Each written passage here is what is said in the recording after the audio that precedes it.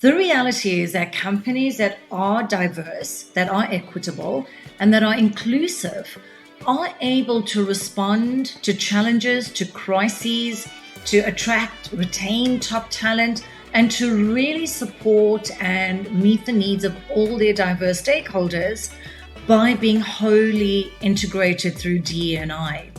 Now, when we look at DE&I, why diversity, equity, and inclusion in many organizations are also adding belonging. This interconnectedness, this combination is where the true impact is co-created and achieved. And I specifically use the word co-created because it has to be achieved in continuity and with momentum with leaders, and this includes board leaders, it includes executive leaders, and it includes every single team member within the workforce and the community. Hello, friends. Welcome to Ready Next.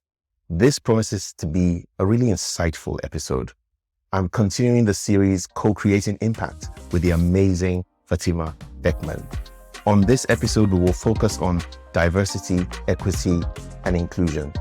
Such an important area, an area where Fathima brings a wealth of experience.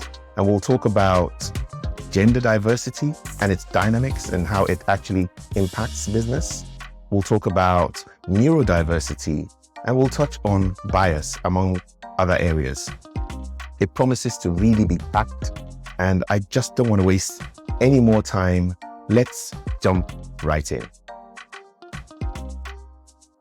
And it was really through my career at Intel that I was given the freedom to equally take on the education portfolio.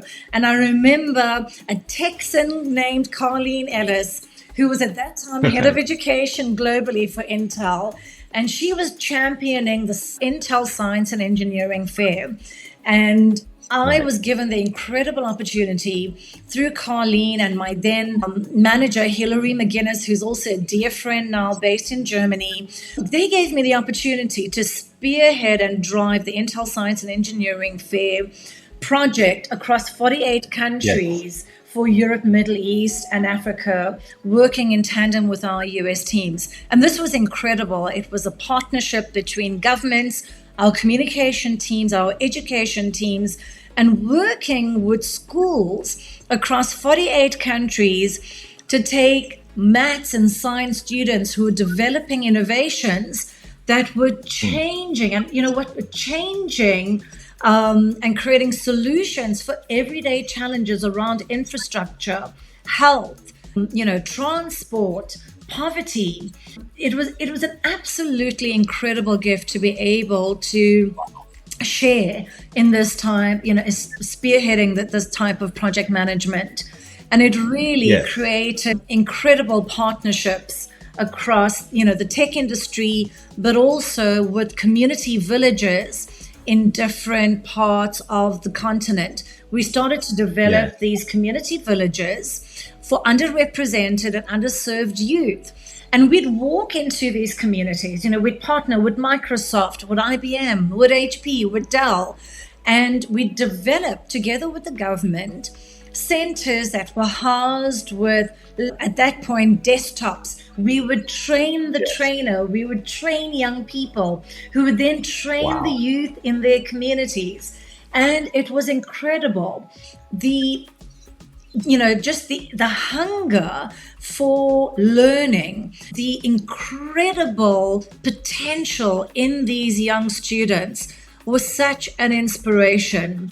And it was an incredible gift. They started to develop a lot of self-sustainability, started to set up the community centers as small business entities. So providing printing services, providing design services, and they started to grow and evolve, encouraging communities that can thrive, self-sustain. And this is what I saw, young people who had no shortage of ideas, no shortage of energy, and no shortage of skills that needed harnessing in kind of bringing their ideas to life. And so it really... If I may cut in, because I think this is such an important point you made, that I wanted to kind of just pause and let it percolate for a minute. First, I mean, it is so amazing, the story of sort of the pioneering spirit you have in terms of not just stepping boldly into tech. Because I think it was quite brave and bold for women, and especially young girls, to want to step into a career in technology at the time. It was the latest frontier sort of thing that was coming to Africa. I remember this because, and you will not know this, but I'm sure we would discuss this more after this episode. My own mother actually was one of the pioneers at a government agency called NET, which eventually became NITEL. She spent her entire career working in NITEL, and she was a pioneer. And so this actually really deeply warms my heart. But beyond that is this duality of a career that you've begun to sort of explore, the tech side as well as the humanitarian and sort of conscious side about, how tech can actually be a positive influence, in society, educating people, eradicating poverty, giving, young people that power to be self-sustaining and growing things in their community. Talk a little bit about, your sort of senior part of your career and how this then kind of evolved into some of the more impactful work that you've seen and experienced as well. Thank you. Tosin, what you shared, and thank you for sharing the journey of your mom. And I think, what I'm inspired by listening to that journey and listening to your story is that doesn't it come full circle? This journey that we're on.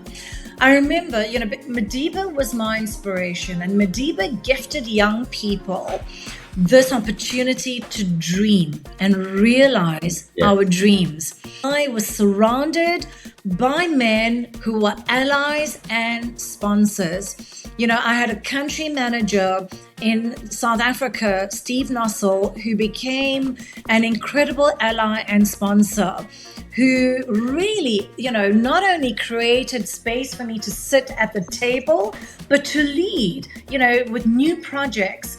And this is the type of allyship and sponsorship that we need in industry. Yes. I'll be honest with you, in some areas, I see a regression.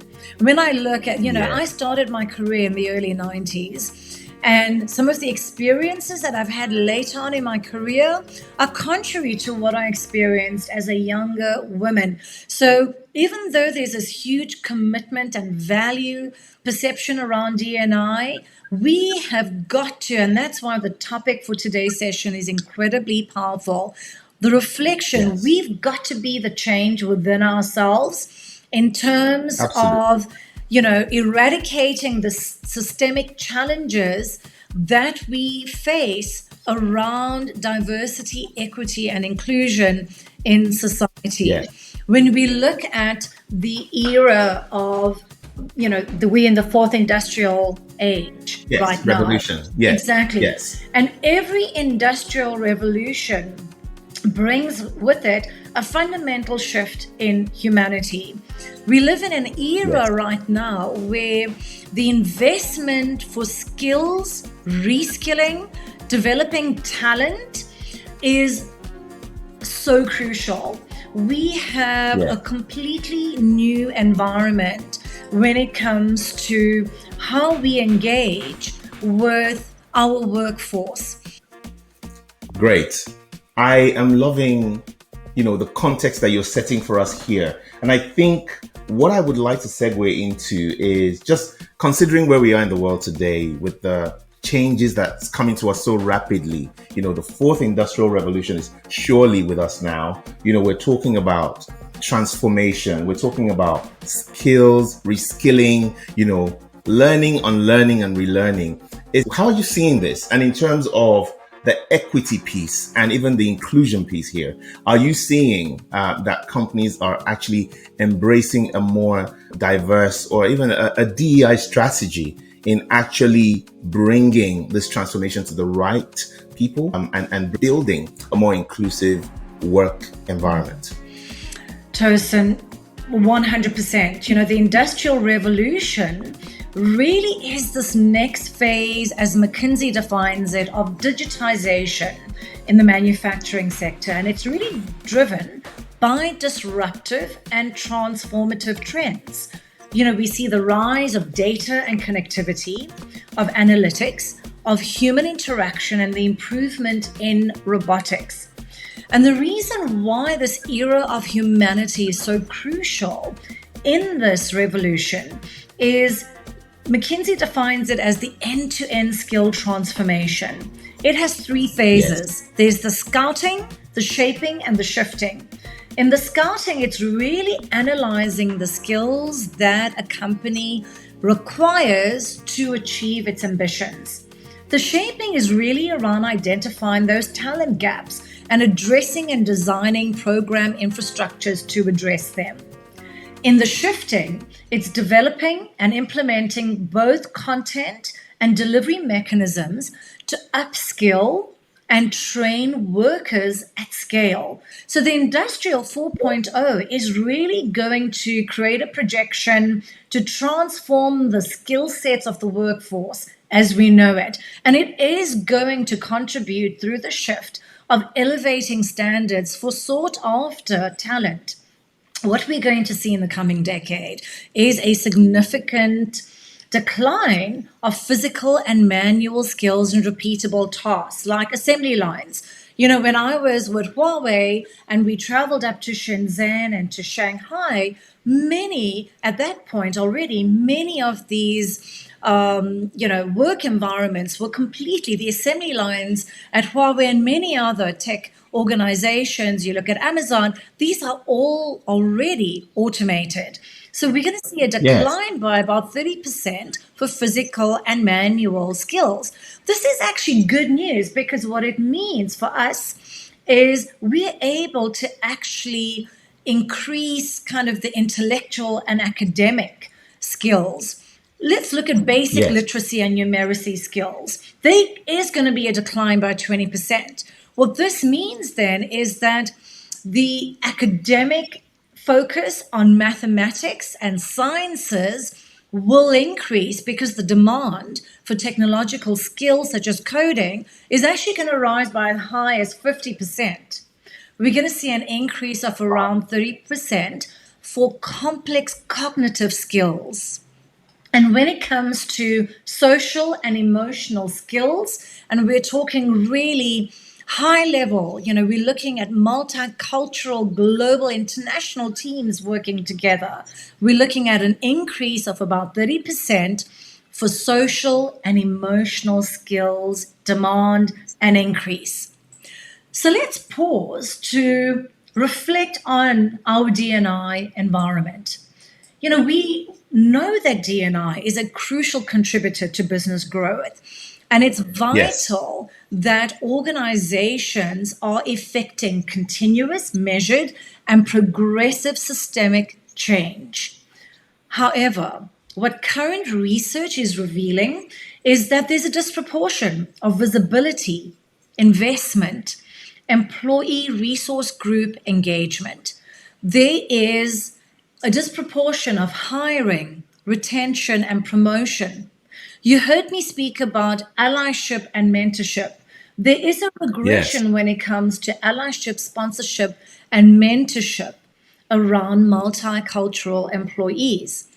So what we need to do is we've got to correct this disproportion and really drive an increase around D&I investment and value across the business environment. It is not solely the D&I function responsibility.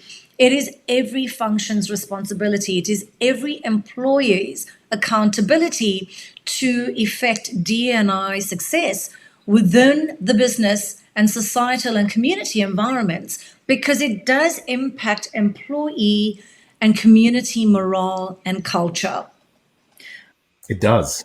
It really does. And when you look at, kind of the demographic environment culturally, we have really diverse teams. We've got really mixed ethnicity teams from all around the world engaging in person or via remote engagement on screen and via Zoom calls.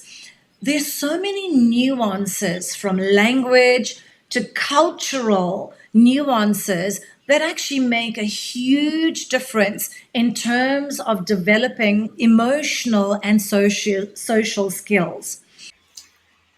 Right. So I know we've been talking about diversity, equity, and inclusion, but I think that this exists in a very broad spectrum, whether, it's the more sort of popular gender or race diversity. But there's other types of diversity, around ability, disability, around identity, around culture, religion, around neurodiversity. Talk us through some of your experience working deep within diversity, equity, and inclusion. Tosin, there's never been a more prevalent time than now to recognize the immense value that organizations, whether they be public, private, from government to corporates to SMEs and NGOs, the reality is that companies that are diverse, that are equitable, and that are inclusive are able to respond to challenges, to crises, to attract, retain top talent, and to really support and meet the needs of all their diverse stakeholders by being wholly integrated through DE&I. Now, when we look at DE&I, why diversity, equity, and inclusion, and many organizations are also adding belonging. This interconnectedness, this combination is where the true impact is co-created and achieved. And I specifically use the word co-created because it has to be achieved in continuity and with momentum with leaders, and this includes board leaders, it includes executive leaders, and it includes every single team member within the workforce and the community. Let's look at the workforce and the community. When you look around the world that we live in today, we are such a myriad of people. We come from so many backgrounds. Yes. Aren't we just, Tosin? And, I think COVID in particular sparked a new migration process as well. When we look at specifically teams that have members who come from generational trauma, migration, single-parent homes, gender-based violence environments, which are particularly prevalent in Africa, certain parts of Asia, and in South America. Mental health and well-being here is crucial. Absolutely. Right? So is bias and language. Bias and language are really critical, and they're important factors for inclusiveness. I'd like to share with you during COVID at Paramount Africa, we created these really intimate breakfasts.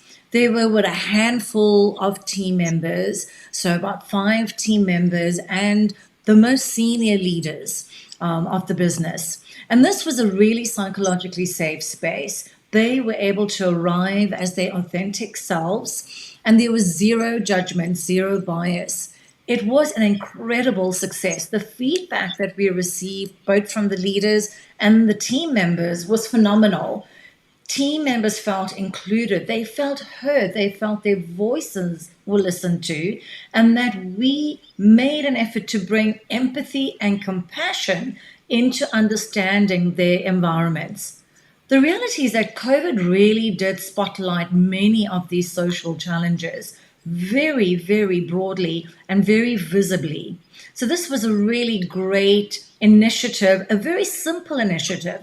And I want to emphasize simple because, I think people can get overwhelmed by the perceived complexity of the D&I work. And I want to encourage and reinforce that when we begin with the simple elements, we're able to conquer the larger elements a lot more powerfully. Definitely. This campaign during COVID was part of a Paramount Alone Together campaign, and there were many more initiatives that actually brought in audience members into sharing their own experiences during COVID, and it really contributed very powerfully to mental health and well-being. I think it's an amazing example. I mean, to look within the sort of corporate sphere and see the intentionality and sort of the genuineness that a forum like that actually can really spark within businesses. And what I find interesting, then I think you're already leading to it, is the real sort of feeling of being seen, being heard, being understood. When we talk about inclusion, it sounds like this very sort of academic term, but you've just, by that example, kind of brought it down to earth. I really love it. Thank you. Thank you, Tosin. And, I'd like to stay with what you're sharing. One of the other elements that we implemented at Paramount is everybody migrated onto Zoom calls out of the warmth of face-to-face in-person meetings. And we created kind of a standard when we got into a call. We created a space just to connect with, hello, and how are you today? And Wow. giving everyone in a roundtable format the opportunity to share, how are you today? And this is something that can be done with such ease, just taking the moment to connect with someone one-to-one. There's, that intentionality and being able to demonstrate genuine interest in learning and understanding, and the receptivity to learn in this exchange is equally quite poignant. Absolutely. Absolutely. And I think, when you say learning, I hear you. I hear you saying that leadership is also learning, from the team and open and receptive, to ideas coming from the ground up, as it were. And it reminds me of the theme of interconnectedness, when we talk about D&I. And I want you to talk maybe in a broader sense to some of the other broader diversity initiatives that over the years you've had the privilege of being part of or actually leading. Thank you, Tosin. You opened this question with gender diversity. And I think another area is it's imperative that in the world we live in right now, there has to be gender team representation, psychological safety, and respect. Gender representation really matters to ensure that all voices are heard, supported, and represented. When we look at gender equity, the World Economic Forum conducts an annual report. It's called the Global Gender Gap. And in this year, in 2023, the score stood and stands at 68.4%. This is a very modest improvement of just 0.3%. in comparison to 2022. And Tosin, at this current rate of progress, it's going to take 131 years to achieve full gender parity. And what this is really displaying is that there's a significant slowdown in the overall rate of change. And, we see this very publicly, many organizations. And I think what's really crucial is having the humility as leaders to really own up to, yes, we need to learn, own up to really understanding when there has been a very distinct, behavioral representation of, discrimination, a very visible behavior of, disconsent. Yes. We need to really stand up to physical behaviors around harassment for women. And harassment around women in a corporate space does not only include physical harassment, there's emotional harassment, there's vocal harassment. And so we need to really be very honest as leaders and look at how can we step into the space, leaving our egos outside, stepping into a humble space of I'm here to learn, and then owning the responsibility to say, I'm going to reflect, I'm going to look and understand what are the changes that I can start to make. And it's about self-mastery, isn't it, Tosin? Absolutely. Self-mastery and leadership are crucial. The self-awareness as a leader in terms of really ethically and morally walking the talk and really displaying the behavior that the policies around D&I within organizations uphold. Because that is what employees visibly see, and that is Yes. what the world visibly sees. So it's really crucial that the behaviors around diversity, equity, and inclusion are equal to the policy changes and the commitments that businesses and organizations are making. So, Fatima, thank you for those comments. I'd like you to drill down a bit more into D&I, especially from the gender lens. I'm sure that you've seen some details or stats that qualify and give us a clear picture of where we are in the world today with D&I. And then, more importantly, what should we be navigating towards in this space? Tosin, thank you for really spotlighting where we are on this journey of gender diversity in particular. When we look at gender diversity, we do need to reference the statistics because that data and those numbers tell a story. And what it tells us is in senior leadership, without a doubt, women are now more present than ever. In fact, if we look at it from a sector perspective, we actually see that women make up in healthcare 49.5%. And I'm actually referring here data from the World Economic Gender Parity study that they do annually. Right. If we look if we look at the education sector, senior leadership women sit at around 46%. And in the services and government industry, it's 45% and 40%.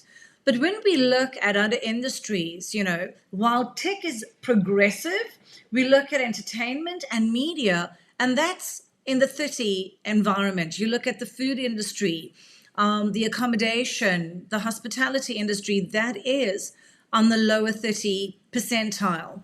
So there's a lot of work that we need to do as industry, as government, and in terms of holding, I think, organizations accountable and actually inspiring organizations to really work towards attaining balanced parity in market. If we look specifically at parity from a geographic lens, the lowest levels are in the Middle East and North Africa, coming in at 30%, Southern Asia at 34%, whereas North America and Europe have really worked hard to attain gender parity balance. North America resides at 84% and Europe at 80%. East Asia is at 80%. So this is really, really inspiring.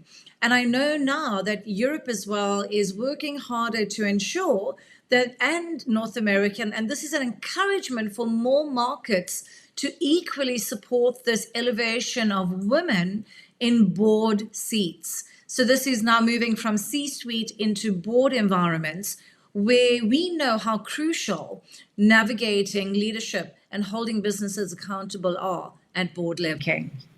Fantastic. I mean, I think you captured that so well, especially the point about modeling the right behaviors, from, leadership. And I want to just connect that to an initiative that I know you were part of at Cannes. And I think, I found it really, really insightful and brilliant when you shared with me. So would you please share your experience working with Cannes with our listeners? Definitely. Thank you. And, Cannes for the media and entertainment industry is a really crucial environment that, the team that drives MIPCOM and the Cannes series create. It's kind of a melting pot of the industry. And when we look specifically at the media and entertainment industry, what we see is an environment that is filled with cultural diversity, with traditions, with languages. I had the incredible opportunity to participate in a women's breakfast networking session at Cannes in April. And this was incredible, sitting around a table with women from every level within the media and entertainment industry. And it was such a powerful space where women were really able to share their experiences very openly. And what we're seeing is, while there is improvement, there is definitely a lack of progress in certain areas. And what are those areas? I think it's really about creating a lot more transparency around women leadership in business. What we Yes. need to see is, women really functionally driving and owning business contribution in an organization. I think what was really powerful as well, sitting around this table, was also listening to the challenges that women have to face in a room surrounded by men who've been there before. What does this create? An opportunity. We spoke earlier about allyship and sponsorship. And I think that the industry has such an incredible opportunity for genuine allyship, sponsorship, and mentorship. You look at the recent Barbie movie that just broke the billion record. Fantastic, directed by a woman, the first woman to actually reach the billion revenue record. And I think this is fantastic. And again, it speaks to the power of women owning that contribution for business impact.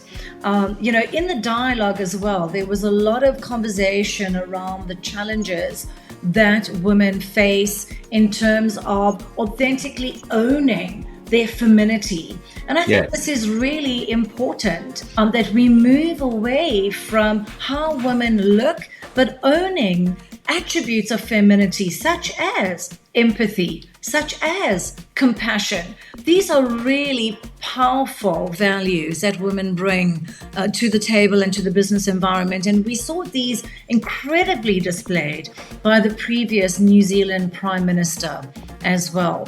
Yes, absolutely. And, I think on this point that you make about, tapping into this, I would call it a missed opportunity of, women's phenomenal attributes that can be deployed in the workplace and in business. You also made a point earlier around this is actually everybody's role. It's not just the D&I function or a particular segment, of the executive. It is the leadership's role across the board.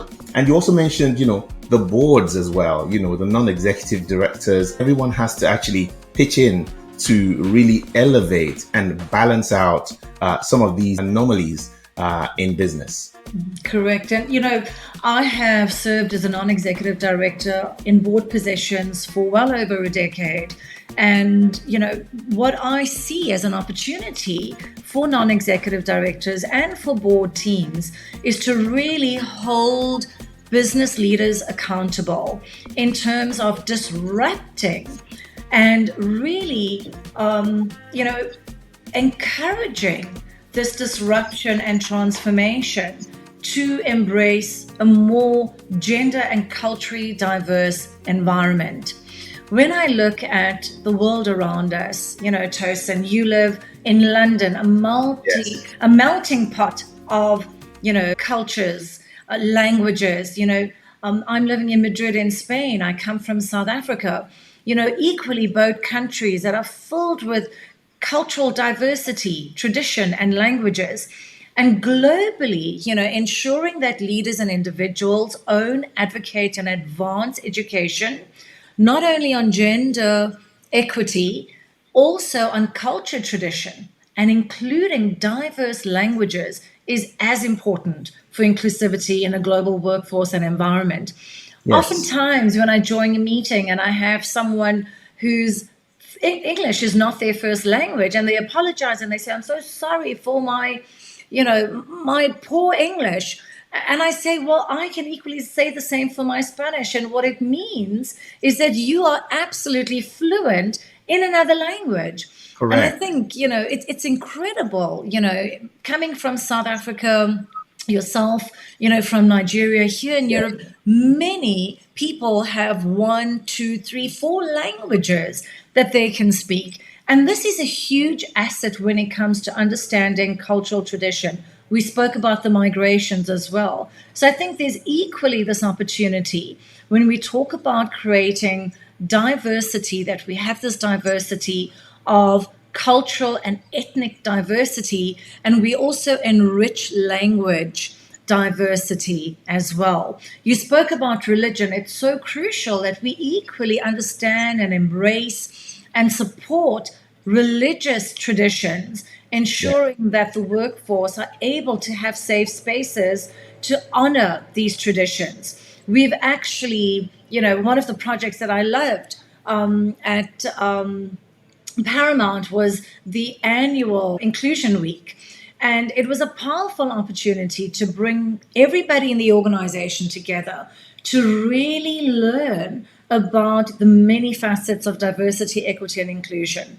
And a very, really popular space was cultural education, sharing, and oftentimes employees would stand up to share from their own cultures. This is such a powerful education for all of us to participate in. Amazing, amazing. I think one last one, and certainly not the least, that I think you might, want to touch on is around neurodiversity. I know that you've also worked in this space and have a lot of experience.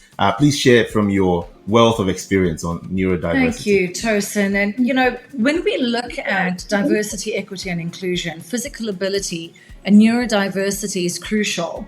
There are so many disabilities that are invisible disabilities. I'm currently a judge on the Cannes Diversify Awards. It's a great honor that I equally had last year. And this year I was so inspired to see the increase of content that's driving early childhood education on physical ability and neurodiversity. This really ensures that we actually grow up as bias-free adults and that we are more inclusive to anyone who has a physical disability or neurodiversity disability.